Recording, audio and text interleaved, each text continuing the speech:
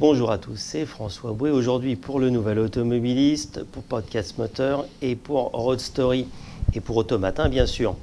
Alors vidéo et audio et puis j'interviewe deux personnes avec deux axes différents. J'ai fait une première avec une orientation plus européenne s'agissant des évolutions et du lancement du CX60 en Europe.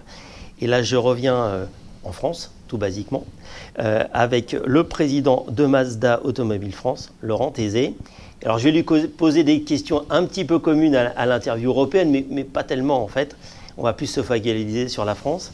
La grande nouveauté, c'est le CX60.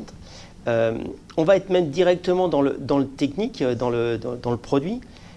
Le cœur, il y a d'autres choses. On va parler aussi des packs, qui est un peu quelque chose de nouveau chez Mazda, mais c'est les motorisations. Redéclinez-nous ce qui est au lancement et puis ce qui va arriver, qui est aussi très intéressant pour les gens qui sont premium.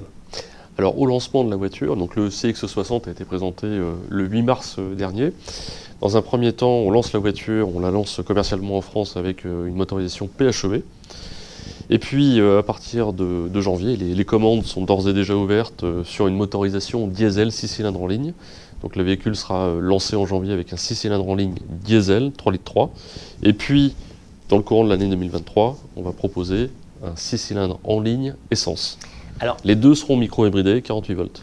Et donc, faites-nous les différentes catégories. Alors après, il y a des subtilités en fonction des options, mais les idées de grammes de CO2, parce que maintenant, tout passe par ça. Et donc, donnez-nous la déclinaison pour ces trois motorisations approximativement, pour donné un ordre d'idée à ceux qui sont intéressés par ça. Ils vont tout de suite comprendre l'intérêt de ce qui se passe chez Mazda. Alors, pour être très clair, le PHEV est sur 33 grammes de CO2. Le diesel sera sur une fourchette de 128 grammes à 139 grammes. Et pour l'essence, on sait d'ores et déjà qu'on aura un CO2 contenu par rapport à la taille du moteur. Et donc sur du diesel, j'ai regardé, on est entre 500 et 800 euros de malus. Pour ceux, je ne sais pas exact, mais pour donner un ordre d'idée, c'est-à-dire quasi, excusez-moi de le dire, par rapport au budget du véhicule dont on parlera, c'est quasi inexistant. Et pareil, le malus au poids, il est quasi inexistant ou proche de zéro. Je rajoute, on en discutait, que si vous avez 3 enfants en plus, vous réduisez. Donc c'est des choses qui sont vraiment très réduites. J'ai glissé sur le prix, donc parce que c'est quand même important, sur des véhicules qui sont, comme souvent chez les Japonais et en particulier chez Mazda, très bien équipés, les gammes de prix où ça commence et où ça finit en fait. Alors sur le PHEV, on a une gamme de prix qui va démarrer à 52 000 euros et qui va se terminer avec la version la plus haute et avec tous les packs. On sera jusqu'à 65 800 euros, ça c'est pour la version PHEV. Sur la version diesel, on va démarrer à partir de 50 650 euros. Et on va monter jusqu'à 66 000 euros. Et par rapport à la concurrence, le positionnement prix-produit, on va dire motorisation prix-produit, c'est lequel par rapport aux concurrents qui est large, hein. Il y a du français, il y a de l'allemand, moi je peux dire il y a de l'Audi, il y a du BMW, il y a du Volvo, il y a beaucoup de monde sur ce segment-là, sur le D performant.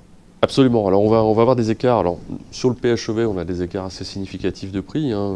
Si on reprend les concurrents que vous avez cités, on va être sur des écarts entre 11 000 à 20 000 euros.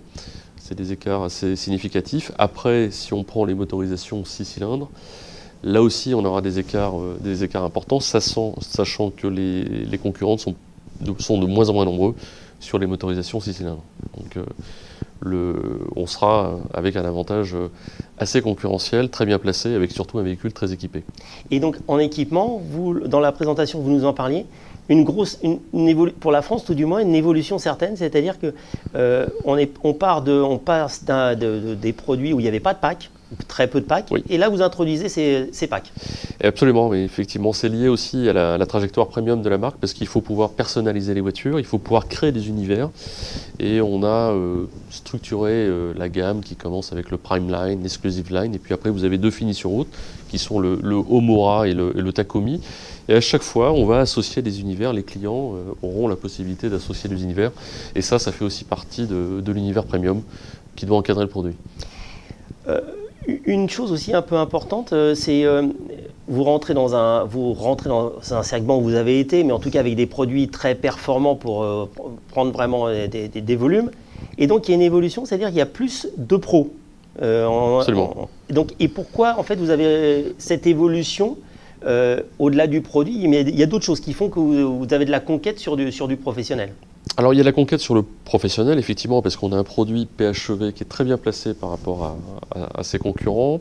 On a aussi, on propose des formules de financement adaptées pour les pros.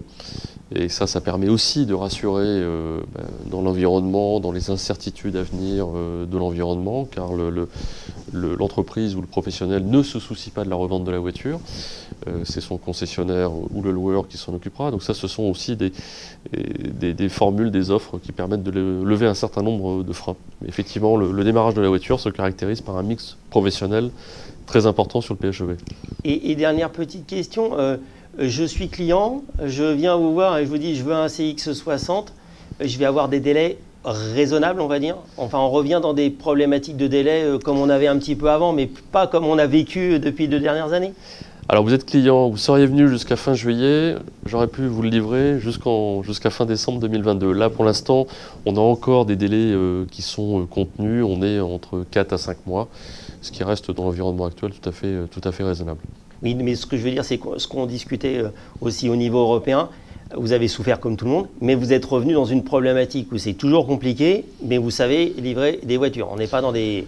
On sait fabriquer des voitures, on sait surtout donner de la visibilité aux clients. Et ça, c'est très important pour le réseau, pour les clients. Et on est en mesure aujourd'hui de piloter, de donner de la visibilité à notre réseau et à nos clients sur les dates d'arrivée des voitures. Même s'il y a des décalages, on a cette visibilité qui aujourd'hui est cruciale.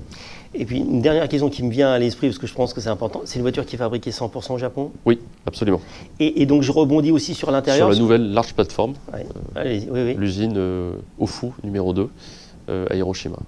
Et donc, dernier petit point, parce que je l'ai un peu évacué, c'est un tort. L'intérieur est très spécifique, très design. Alors c'est vraiment beaucoup de design. Absolument. Et avec toujours une petite touche japonaise. Alors dites-en-nous quelques mots, parce que je pense que c'est important, en particulier sur le très haut de gamme. Absolument, c'est le premium à la japonaise, avec un intérieur zen et épuré, avec des matériaux de qualité. Et c'est un parti pris de ne pas avoir disposé des écrans partout. Nos designers ont souhaité, et la marque a souhaité, avoir un intérieur épuré, reposant, où on se concentre uniquement sur l'essentiel. Donc c'est pour ça que vous ne verrez pas des écrans partout, vous verrez quelques écrans importants qui ont été agrandis pour l'occasion, mais c'est un intérieur premium dans lequel on va retrouver du bois, on va retrouver de l'aluminium, et puis on va retrouver des matériaux nobles, mais avec une pollution visuelle énormément atténuée, très agréable à regarder. Ok. Merci beaucoup de cette interview, de ces mots, d'avoir consacré du temps. Donc, vous pourrez regarder, on va faire une vidéo de découverte et je referai un article sur l'essai du véhicule et qui est vraiment différenciateur. Et vraiment, je pense qu'il y a beaucoup de marques qui parlent tout le temps de rentrer dans le premium. Mais Mazda, bon, déjà une qualité, c'est-à-dire la qualité qui est importante quand même dans le premium. Pas seulement perçue, mais dans la qualité. Mais en tout cas, les efforts produits sont juste importants en tout cas pour avoir une vraie pertinence sur le premium. Merci beaucoup. Merci à vous.